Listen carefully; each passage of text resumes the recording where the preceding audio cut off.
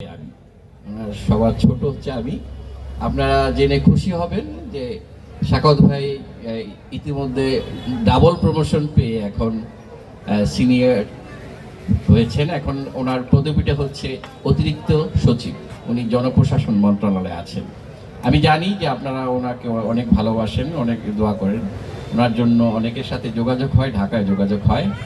তারই সূত্র ধরে আমি দেখেছি যে ওনার একটা পঞ্চগড় এবং তেঁতুলিয়ার প্রতি ভালোবাসা আছে। আমরা সেই থেকেই আমরাও আপনাদের এই পঞ্চগড় তেঁতুলিয়ার প্রতি ভালোবাসায় আসক্ত হয়ে গেছি। তো আমরা আমাদের সেকেন্ড হোম মনে করি যে এই তেঁতুলিয়া। আর আমি যেহেতু লয়ার ছিলাম, প্র্যাকটিস করেছি, কিন্তু আমার সেটা ভালো লাগেনি। আমি বিভিন্ন টেলিভিশন পত্রিকায় কাজ করি, এখন একটা জাতীয় দৈনিকে আছি।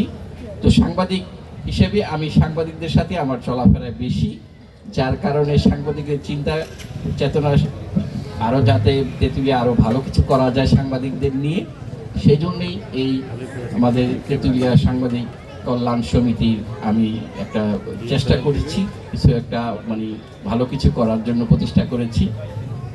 আপনারা তেঁতুলিয়ার মানুষ অনেক ভালো, আমরা আতিথেয়তা পাই, ভালোবাসা পাই, সব সময় আপনারা আমাদের পাশে থাকেন।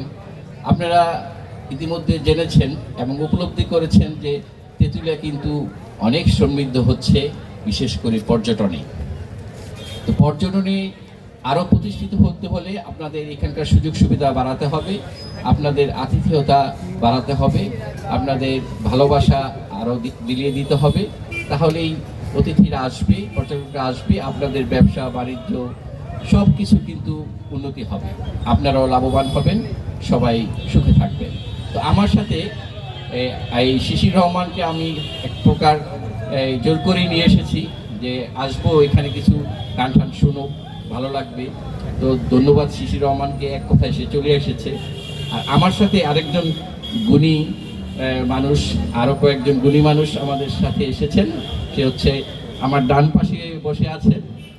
আপনাদের জিপিএস ইস্পাত গ্রুপ যারা ব্যবসা করেন তারা জানেন, জিপিএস ইস্পাত গ্রুপ এবং ক্রাউন সিমেন্ট গ্রুপের পারিবারিক কর্ণধার আমার ডান পাশে আমার বাল্যবন্ধু, আমার আত্মীয়, পরম শ্রদ্ধার, একটু যদি উঠে আপনাকে দেখায়, ইকবাল হোসেন, সে আমাদের সাথে এসেছে।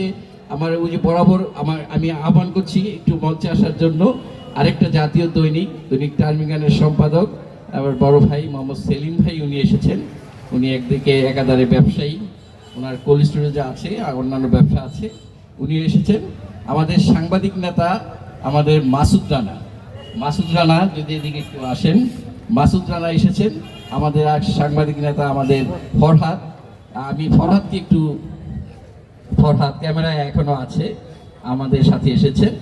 তো এই পরিচয় পর্বটা না করলেই হয় না, কারণ একটু দৃষ্টিকটু দেখায়, যে এই জন্যই একটু বলার স্পেস পেয়েছি আর সুযোগকে কাজে লেগেছি।